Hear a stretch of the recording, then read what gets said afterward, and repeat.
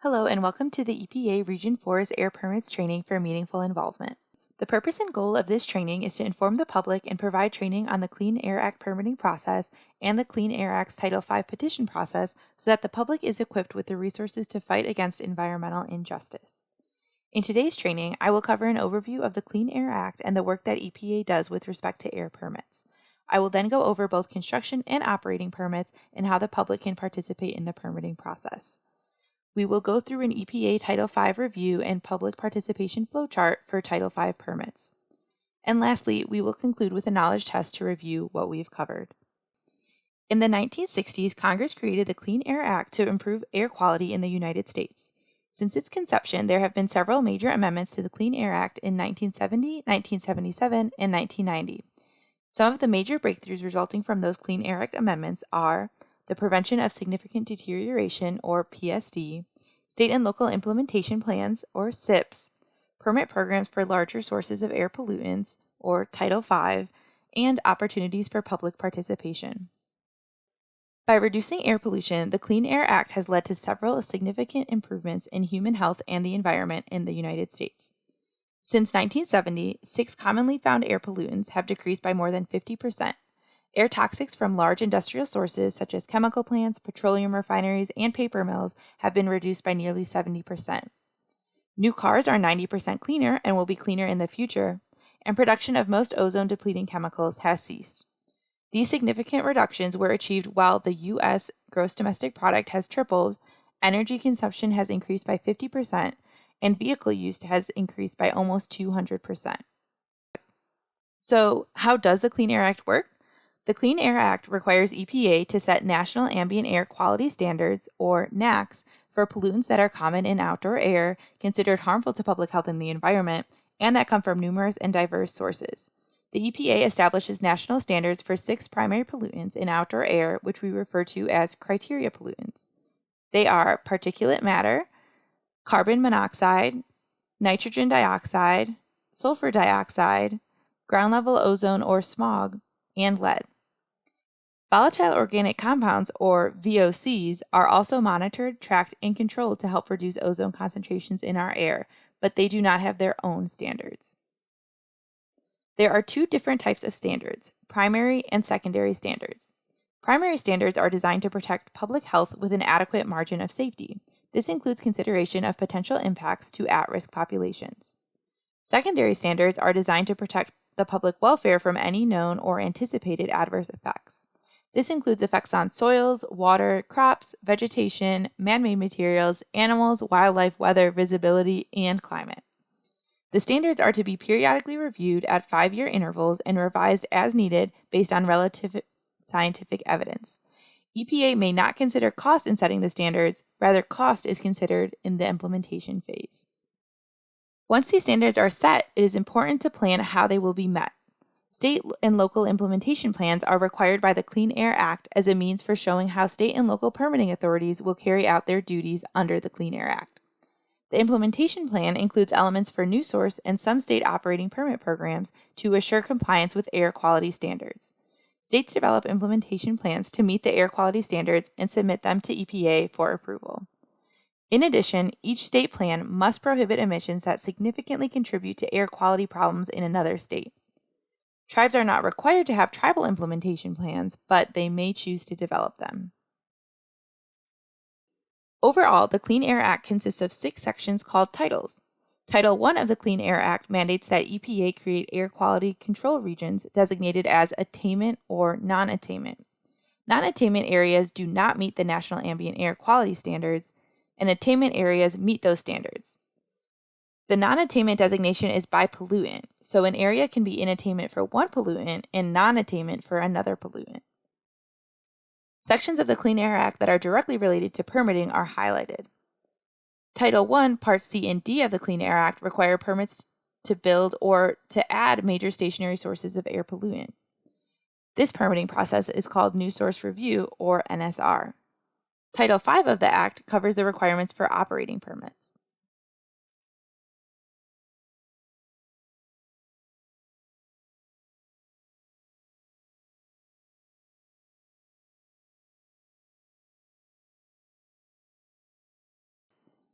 The EPA establishes national standards for 6 primary pollutants in outdoor air, which we refer to as blank pollutants: hazardous, significant, criteria, or regulated.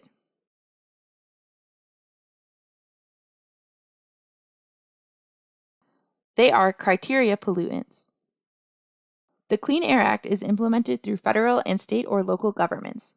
In Region 4, state and local governments have the authority to issue air permits in addition to developing implementation plans and enforcing air quality standards. In terms of air permitting, EPA Region 4 plays more of an oversight role, mainly reviewing permits written by state and local permitting authorities and providing comments and guidance. It is worth noting that we do write permits for anything on the outer continental shelf and those items that state and local permitting authorities do not have the authority to issue themselves.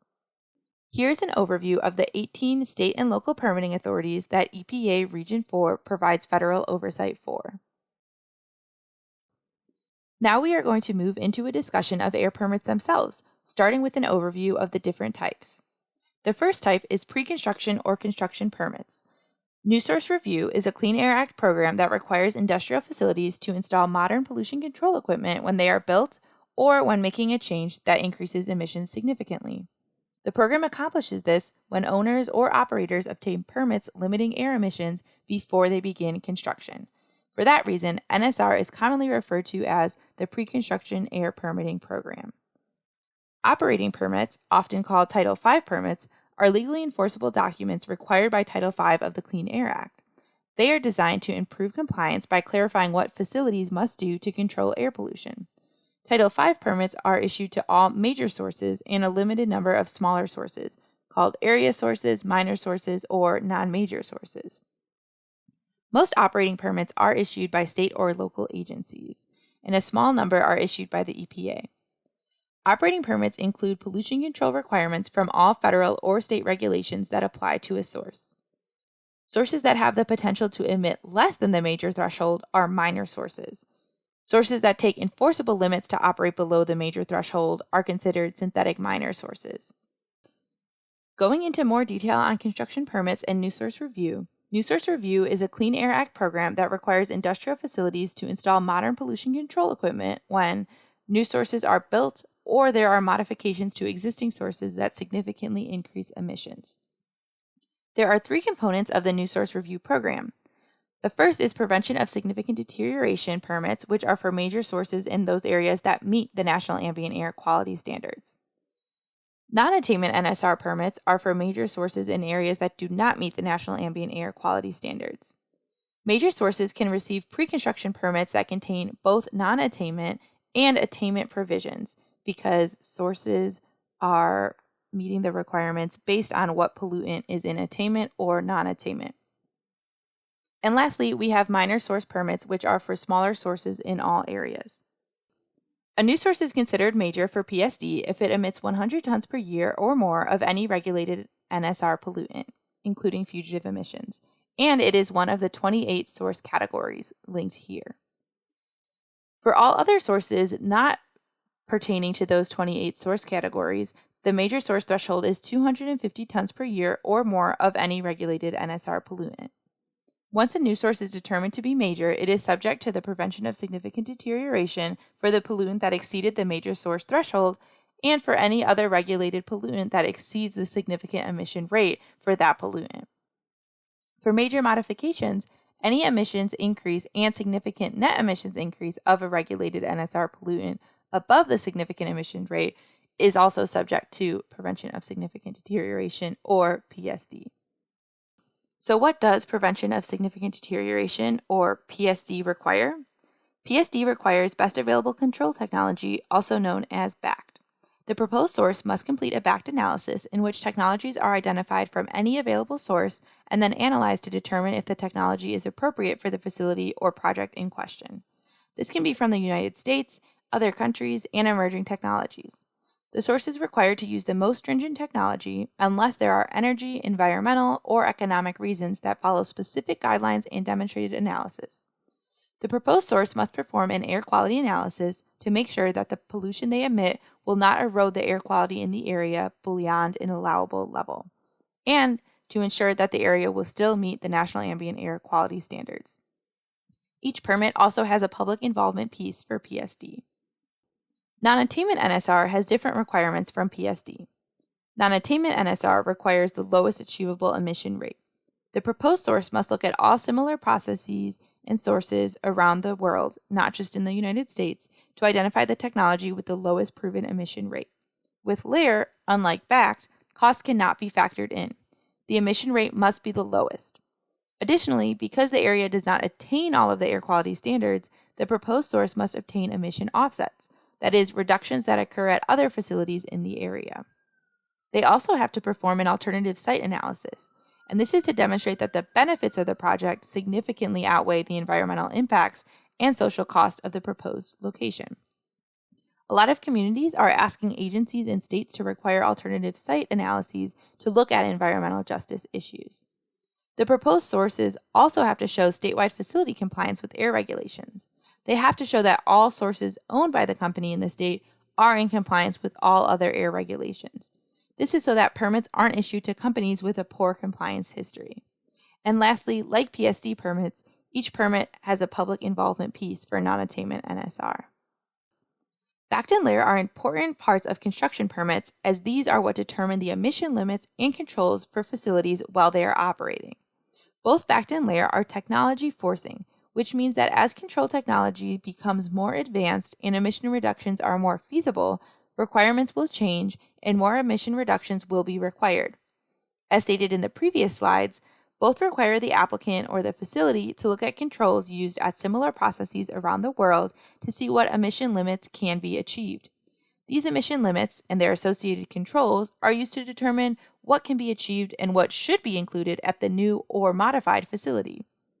BACT allows applicants to not install the most stringent limit or control if there are energy, environmental, or economic impacts from that, which would be worse than other controls. But that is with justification that is approved by the permitting authority. On the other hand, LAIR does not allow for this. Previous LAIR and BACT determinations are found on what is called the RBLC clearinghouse, and they are used by sources while setting their own LAIR and BACT limits, and they can be used by you when reviewing permits to determine what limits may be appropriate. What does minor NSR require?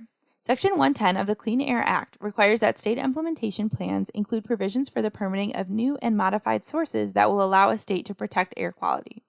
While the Clean Air Act has additional requirements for permitting new major sources and major modifications, it only gives little direction on minor NSR. States therefore have wide discretion to design their program so long as they can show that the program protects the national ambient air quality standards. New sources and modifications cannot violate the national ambient air quality standards or implementation plan control strategies, nor can they interfere with attainment or maintenance of the national ambient air quality standards. Every state has a minor NSR permitting program, but because the Clean Air Act does not provide specific guidance, each state's program looks very different. Some are more stringent than others. The example provided here is for the Federal Tribal Minor NSR Permitting Program. New source review regulations can be found in Title I, Part C and D of the Clean Air Act.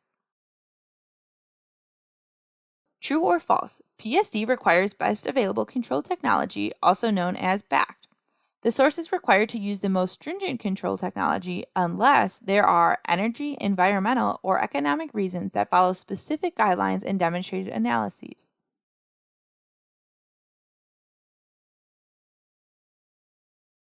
That is true. The NSR program for major sources provides opportunities for the public to participate in ensuring that sources are complying with the requirements that apply to them. The draft major NSR permit undergoes a 30-day public comment period. State PSD regulations provide for a hearing for all PSD permits. If there are no adverse comments, the permitting authority will issue the final permit. That final permit can be appealed through state or local administrative appeal procedures. Region 4 does not have any state or local programs that are issuing permits on behalf of the EPA for new source review. So all of the state and local agencies in Region 4 issue NSR permits pursuant to their state authority and their SIP-approved programs. SIP-approved programs cannot be appealed to the EPA. The public can also comment on proposed EPA NSR regulations and EPA actions to approve state and local agencies' NSR regulations. The EPA publishes notice of proposed regulations and actions to approve state and local agencies' NSR regulations in the Federal Register. Each notice will have information on how to comment on the proposed regulation. Additionally, the public can bring enforcement action against sources that are not complying with their permits. They can notify the permitting authority or EPA if they believe that a facility did not obtain an NSR permit before constructing or is not complying with their permits. Section 304 of the Clean Air Act allows citizens to sue to enforce many of the Clean Air Act's requirements. Lawsuits may be filed against the source, the state, permitting authority, and the EPA. We will now move from discussing construction permits to operating permits. Title V is an operating permit program for major sources of air pollution. State and local permitting authorities have primary responsibility for running the Part 70 permitting programs, including reviewing permit applications and issuing permits. Part 70 identifies minimum elements of state operating permit programs and defines sources and applicable requirements covered by the program. The authority of the Title V program is provided under Title V of the Clean Air Act. The purpose of the Title V program is to enhance compliance with the Clean Air Act by recording all of a facility's air pollution control requirements in one document, adding monitoring, testing, and record-keeping requirements where needed, requiring sources to make regular reports on how it is monitoring emissions, requiring sources to certify each year whether it has met those requirements, making the terms of the permit federally enforceable. Title V is not a program that can be used to issue construction permits, and it can also not be used to impose new emission limits or applicable requirements. Who has to obtain a Title V permit? Any major source that has an actual or potential emissions at or above the major source threshold for any air pollutant must obtain a Title V permit. The major source threshold for any air pollutant is 100 tons per year as the default value. Lower thresholds may apply in non-attainment areas, but only for the pollutants that are in non-attainment. Major source thresholds for hazardous air pollutants, or HAPs, are 10 tons per year for a single hazardous air pollutant, or 25 tons per year for any combination of hazardous air pollutants. The EPA has generally not required non-major sources to get Title V permits. There are 3 situations in which a source must submit a Title V permit application. The first is that the facility is required to submit its Title V application when the facility is within 1 year of starting operation. The second time is before an existing permit's 5-year expiration date. And lastly, a facility must submit a Title V permit application when a change or modification at the source triggers the permit modification requirements. The Title V permitting process works as follows. Number 1, the source submits a timely application to the state or local permitting authority. Second, the permitting authority reviews the source's application for completeness. If complete, the permitting authority drafts the Title V permit and related documents. Then the permitting authority will issue a public notice initiating a 30-day public comment period on the draft permit. The permitting authority will address public comments received, if any, and make any appropriate changes. The permitting authority will then propose the Title V permit to the EPA, initiating a 45-day review period. If EPA does not object, the permitting authority may issue the permit as final. If EPA objects, the permitting authority must address their concerns in a timely manner. It is worth noting that in Region 4, it is common for permits to undergo a parallel review process where the public review period and EPA's review period starts at the same time, as requested by the permitting authority. The process runs sequentially when the permitting authority does not request parallel review or significant comments are received. In that case, EPA's review period starts soon after the end of the 30-day public comment period.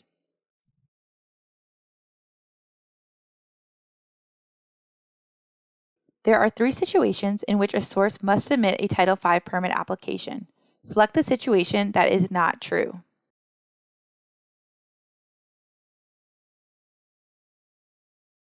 The correct answer is when the facility changes its name or ownership. Synthetic minor sources are referred to as synthetic because they would be major sources if not for their enforceable permit restrictions. Thus, they have synthetically become a minor source by accepting those restrictions. To be considered a synthetic minor source, a source would have the potential to emit regulated pollutants at or above the major source threshold, but they have taken enforceable restrictions that limit their emissions below those major source thresholds. The enforceable restrictions or limitations that limit the source's potential to emit are conditions in their air permits.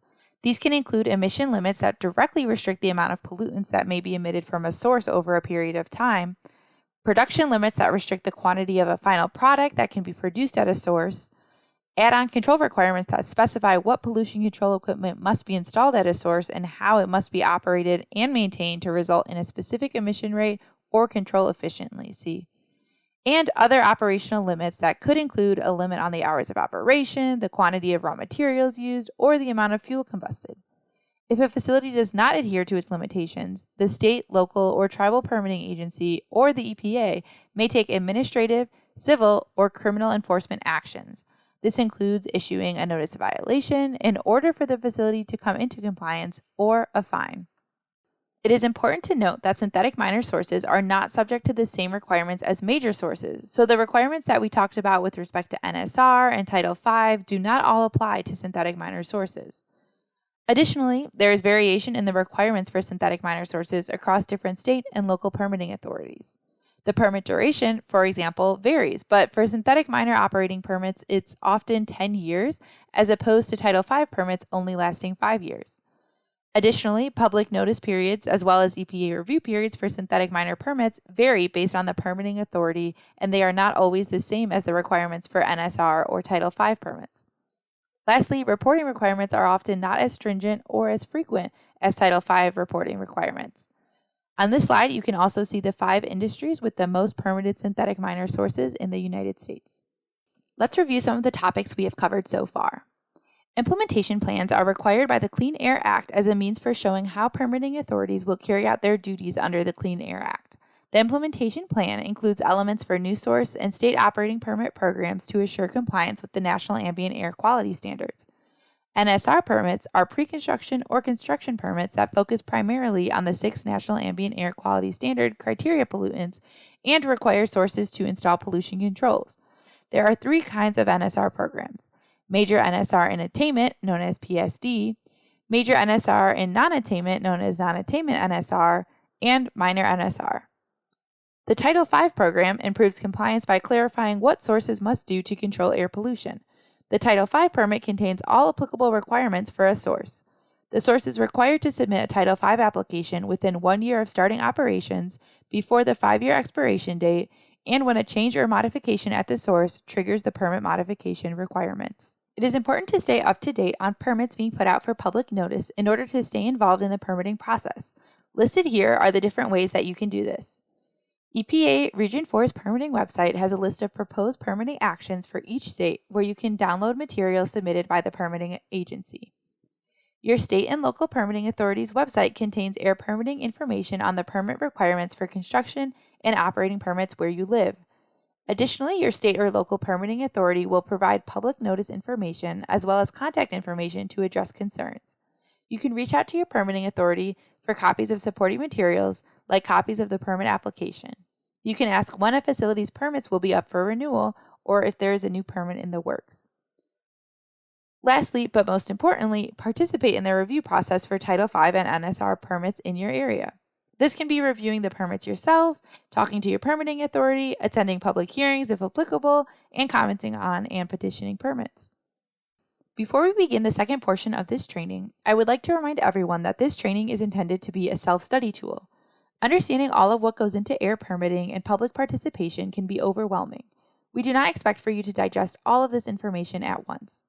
On the same page of EPA's website where you found this video, you can find a PDF of the presentation with all of the links attached that you can click on and spend more time looking into. Now we will dive into more of the Title V process through this public participation and EPA review flowchart. We will go item by item so that you can better see how the public can participate in the Title V process, as well as how EPA is involved. After each item is clicked, we will return back to the flowchart to proceed to the next item until we reach the end. Each color represents a different stakeholder involved in the Title V permit review process. Orange represents the permitting authority, green represents the EPA, and blue represents the public. Starting at the top of the flowchart, we'll dive into the 30-day public comment period. The source must submit a permit application to the permitting authority within 1 year of becoming subject to Title V. Before a permit can be approved and called final, the law requires a public comment period to take place. There are a few instances in which this public comment period generally takes place. Before a Title V permit is issued for the first time, when a permit to operate comes up for renewal every 5 years, when a permit is revised through a significant modification, or when a permit must be reopened for some reason, such as to be modified on a new federal requirement. The public may submit comments on the draft permit to the permitting authority during the 30-day public comment period. If not already scheduled, the public may request a hearing in accordance with established procedures. The permitting authority must address comments received and make appropriate changes. Items that must be included in a Title V permit application include identifying information of the facility, description of the processes and products that the facility produces, emissions-related information such as major pollutants, emission points and emission rates, and control equipment. Applicable requirements of the state and federal regulations that apply to the facility, including NESHAPs, NSPS, MACT, SIP, construction permit requirements, and more. These requirements can include compliance plans if the facility is currently out of compliance with any applicable requirements, a certification of compliance stating that the facility is currently in compliance, and a certification of truth, accuracy, and completeness signed by the responsible officer at the facility. Items that must be included in the Title V permit include all applicable emission limitations and standards, a permit duration of 5 years, monitoring, record-keeping, and reporting requirements which should ensure compliance with all limitations and standards, compliance requirements, the origin and authority of each condition, which should include a citation to each standard or regulation that an emission limit or requirement comes from. The permit must be federally enforceable unless otherwise designated. So this means that all permit terms are federally enforceable unless marked as state-only enforceable, meaning that any state-only enforceable condition should be clearly marked as such. For any non-compliant units, a schedule of compliance, certification, and progress report should be included. And lastly, semi-annual monitoring reports. If you decide to participate in the public comment process, you'll want to know what kind of comments not only get heard, but also result in changes made to the permit. The only kind of comments that your permitting authority will be able to incorporate are those that demonstrate that the permit does not contain all legal requirements or that the requirements cannot be enforced effectively as the permit is currently written.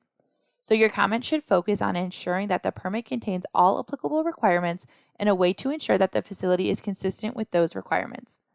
A successful comment will also make a clear argument that the permit writer can follow, and it should provide the pages in the permit that you are talking about, as well as specific references to laws and legal requirements that have been left out of the permit or improperly referenced.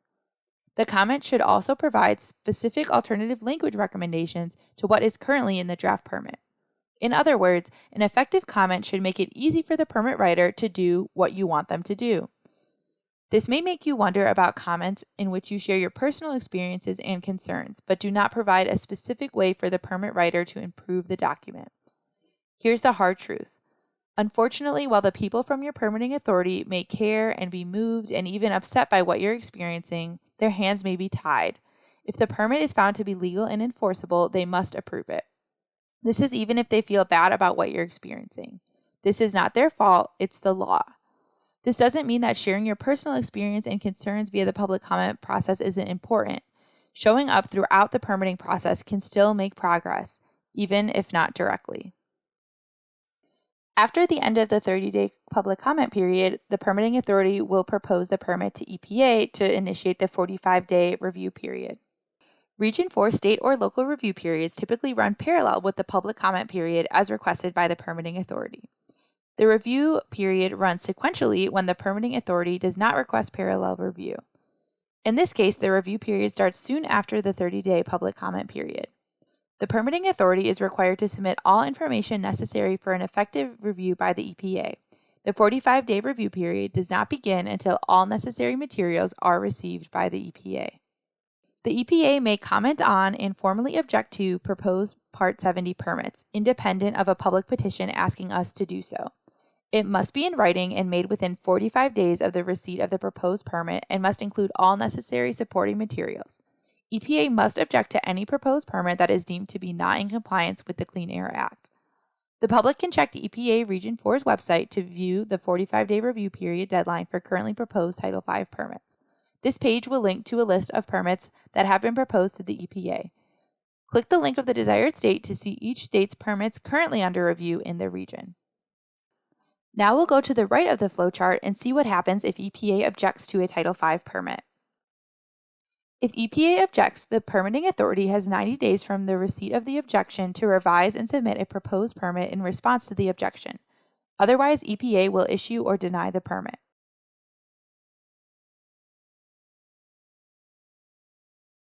EPA will review the proposed determination from the permitting authority within 45 days of receipt.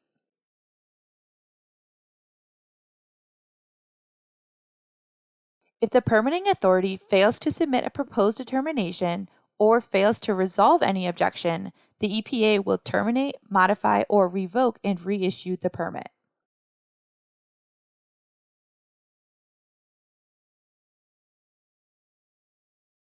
If, on the other hand, the EPA finds that the objection is resolved, the permitting authority may issue the permit as final. Now we are going back to the end of the EPA 45-day review period to see what happens if the EPA does not object. If the EPA does not object to the permit, the permitting authority may issue the permit as final.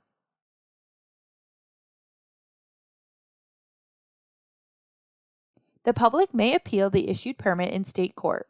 The appeal procedures will depend on the state that the source is located in. For state-specific information, get in touch with the appropriate contact listed on your state's permit contact page. The public also has 60 days to petition a Title V permit, which we will now talk about in more detail. Slide 62.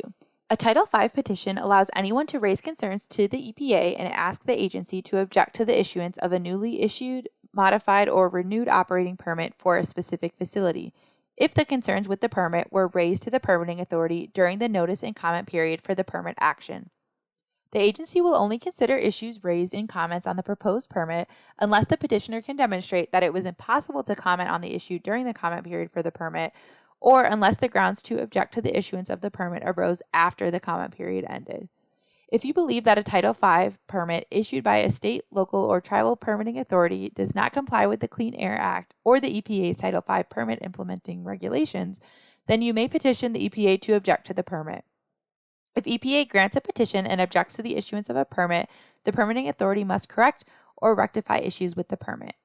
If your concern is related to compliance with the permit or its terms rather than the content of the permit itself, please report it through the Enforcement and Compliance History Online website.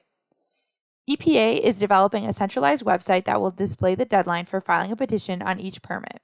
Until then, in Region 4, the public can access Region 4's permitting webpage to view petition deadlines for currently proposed Title V permits. This page will link to a list of permits that have been proposed and are still under the public petition deadline. Click the link of the desired state to see each state's permits currently under review in the region. This is a summary of the required content. Please refer to 40 CFR 70.12 for a full description of the required petition content. Including all of the required content does not necessarily result in a petition being granted. EPA is required to grant a petition only if the petitioner demonstrates that the permit does not comply with the Clean Air Act or Part 70. Step 1. Identify the permit on which the petition is based. This includes the permit number, version number, or other information needed to identify the permit. The petition must also specify if the permit action is initial issuance, renewal, modification, or revision, including a minor modification or other revision. Step 2. Identify the petition claims. Make sure to clearly identify which specific aspects of the permit record, or permit process are not in compliance with the Clean Air Act, requirements under Part 70, or the approved Title V program. You also need to identify where the issues in the claim was raised during the public comment period, unless it was impossible to raise the claim during the public comment period. Additionally, you will need to identify where the permitting authority responded to the public comment and explain how the permitting authority's response was inadequate. If the permitting authority did not address the public comment, it should be stated clearly in the petition.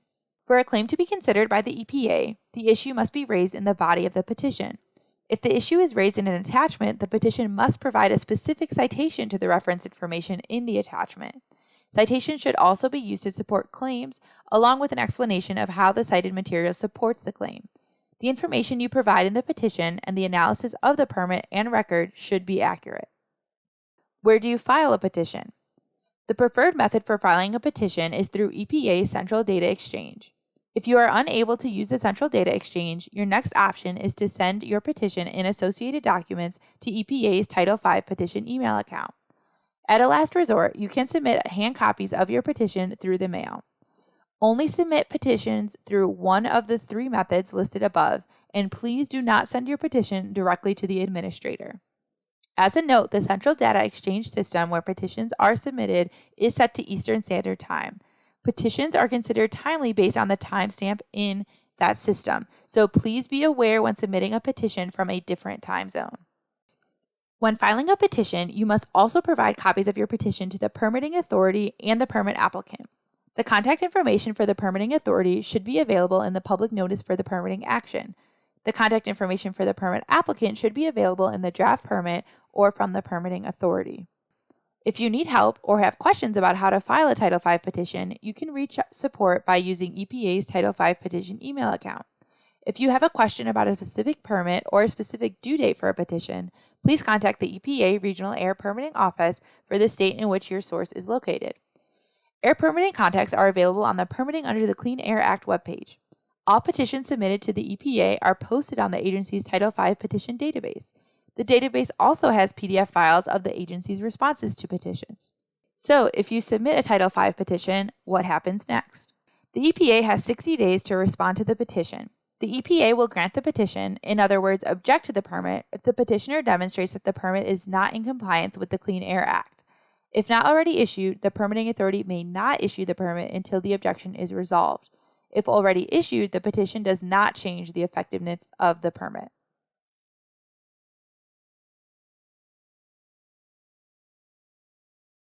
If EPA denies the petition, such denial is subject to judicial review in the United States Court of Appeals under Section 307 of the Clean Air Act.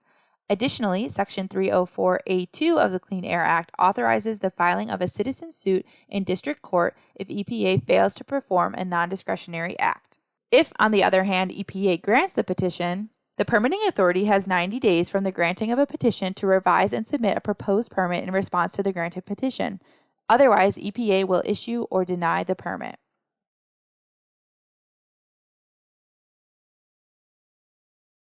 EPA will review the proposed determination from the permitting authority within 45 days of receipt.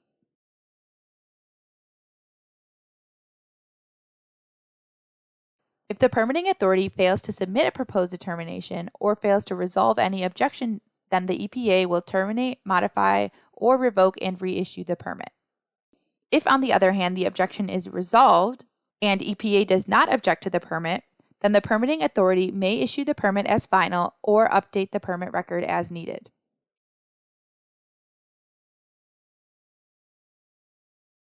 Which pollutant is not a criteria pollutant?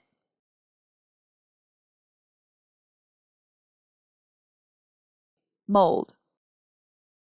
What is the preferred method of submitting a Title V petition?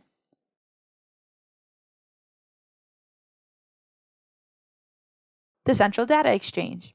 True or false, the 45-day review period does not begin until all necessary materials are received by the EPA.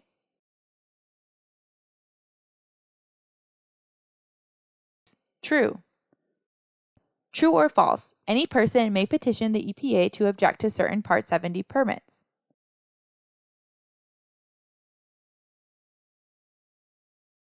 True. True or false, you do not need to provide copies of your petition to the permitting authority and the permit applicant.